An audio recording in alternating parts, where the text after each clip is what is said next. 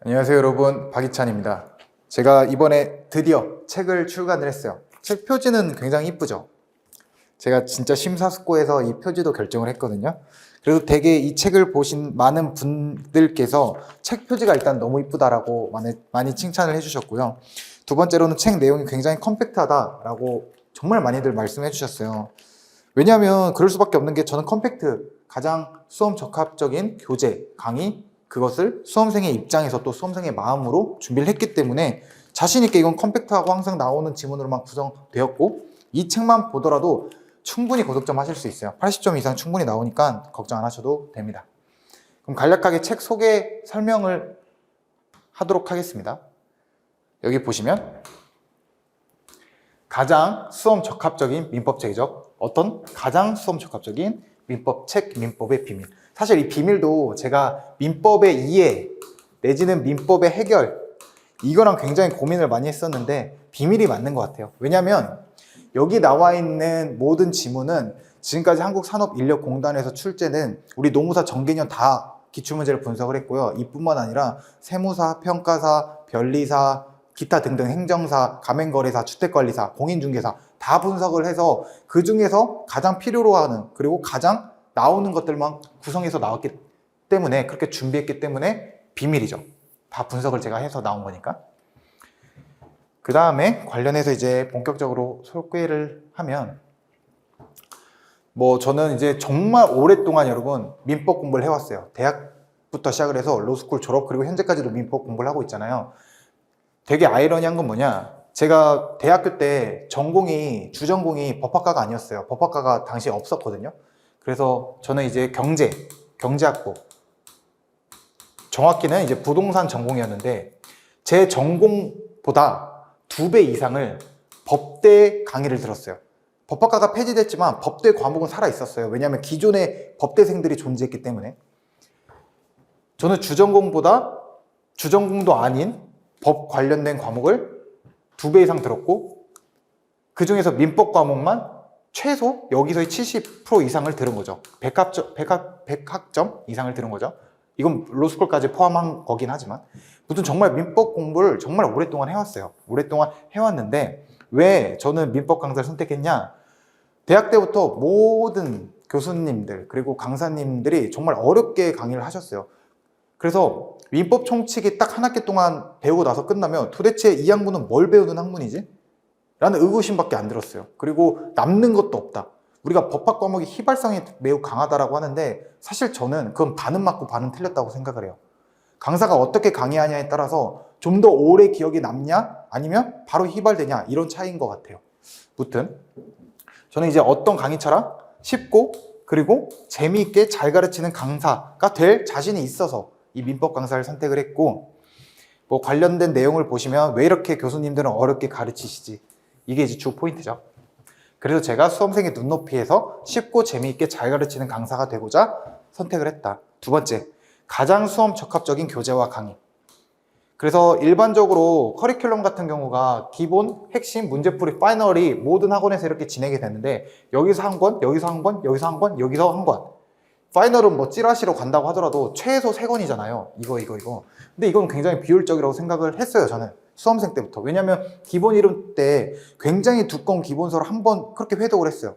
그러고 나서 핵심 이론 가가지고 또 핵심 요약서를 사오래요.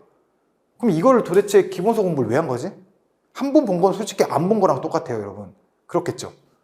따라서 굉장히 비효율적이다라고 저는 매번 느꼈고, 그래서 저는 기본 이론부터 바로 저의 핵심 요약서로 갈 거예요. 어차피 여러분들은 이 핵심 요약서 내지는 파이널 자료 가지고 결국은 이것만 돌리다가 시험장에 가기 때문에, 그럼 애당초에 기본서가 왜 필요하냐? 기본서는 대학 공부할 때나 필요한 거지, 이 핵심 요약서에서 필요로 하는 기본적인 내용은 강사가 그냥 쉽게 설명해 주면 되는 거 아닌가? 이게 제가 가졌던 강의 철학이기 때문에, 그래서 핵심 요약서를 기본 이론부터 쭉 갈 거다, 저는 파이널까지. 그래서 제 강의만 수강하더라도 여러분들은 최소 공부를 4번 이상은 반복한 효과가 나오겠죠. 이 한 권 가지고 저는 쭉 갈 거니까. 그리고 제 책은 엄청 컴팩트해요. 여러분이 책 내용을 보시면 아시겠지만. 그래서 여기 제가 말씀드렸죠. 단언컨대 우리 민법 객관식 시험, 절대평가 시험에서는 기본서가 전혀 필요하지 않아요.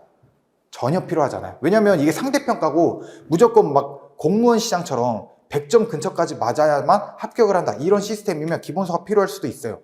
근데 우리는 어차피 절대평가고 60점만 넘기면 되잖아요. 그리고 그 중에서 민법은 한 80점만 나와도 사실 땡큐죠. 그렇기 때문에 우리 민법 객관식 시험으로 구성되어 있고 또 절대평가 시험에서는 단언컨대 기본서 전혀 필요 없어요. 저는 진짜 자신 있게 말씀드릴 수 있어요. 제가 수험생이었기 때문에. 그래서 저는 여기 두 번째로 보시면 가장 수험 적합적인 교재와 강의를 지향하고 이렇게 강의를 진행할 거예요. 다음 3번. 수험생의 마음을 공감하는 강사. 사실 이거는 적을까 말까 솔직히 좀 고민은 했어요. 좀 오그라드는 부분이 있어가지고. 근데 저는 진짜로 여러분께 쉽고 재미있고 그리고 잘 가르치는 강사가 물론 제일 중요하지만 그거 외적으로도 조금 일찍 먼저 합격한 선배 입장으로서 나는 수험 공부를 할 때 어떤 슬럼프가 발생했을 때 이거를 어떻게 극복했는지, 저도 저만의 슬럼프가 항상 왔었고 이걸 어떻게 극복했는지 저만의 방식이 있을 거잖아요.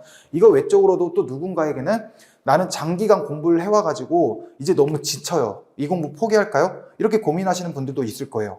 저도 공부를 거의 10년 동안 했어요. 대학 때부터 로스쿨 준비하기 위해서 여러 가지 법학 과목 수강을 했고 또 영어 성적 계속 하고 중개사 자격증, 행정사 자격증, 또 로스쿨 가서 뭐 변호사 자격증, 저도 오랫동안 공부를 해왔기 때문에 그런 분들의 심경을 잘 알아요. 그래서 그런 분들께 슬럼프는 어떻게 극복을 했냐, 내지는 공부가 좀 답답하다, 뭐 나는 경제적으로 좀 너무 힘든 상황이다, 이런 부분들이 있을 때 제가 느꼈던 직간접적인 저희 수험생활을 토대로 한 경험도 여러분께 다 공유해 드리면서 또 위로도 해드릴 거예요. 그런 강사가 사실 되고 싶습니다. 또 무엇보다